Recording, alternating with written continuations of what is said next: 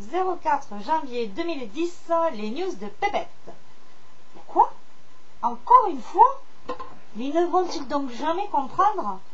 Une jeune spectatrice de 28 ans du Dakar a trouvé la mort samedi lors de la première étape de la course. Un 4x4 est sorti de la route percutant plusieurs personnes.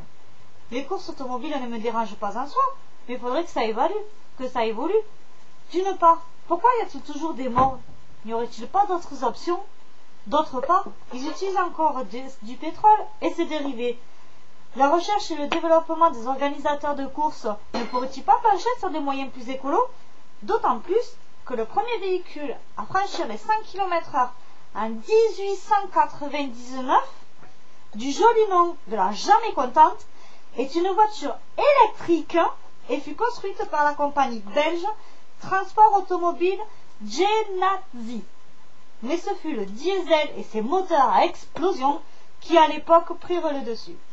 Le sport ne nous donne-t-il pas le droit de rêver et de permettre la réalisation de nos idées utopiques d'un monde meilleur et équitable? Pendant que certains, encore dans leur bulle, s'amusent en saccageant l'environnement et êtres humains, d'autres ont la dalle ou doivent immigrer écologiquement. Ah, moi je vous dis qu'en ces temps de crise, il n'y a plus ni de morale, ni de priorité. Sachant qu'il y a assez de ressources afin de nourrir et protéger la planète entière, le lobby pétrolier et le lobby financier ne veulent rien changer.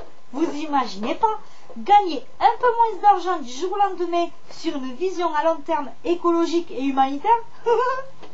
C'est de l'utopie. Mais faudrait y songer sérieusement, non? Bon, allez, hein, on se décourage pas.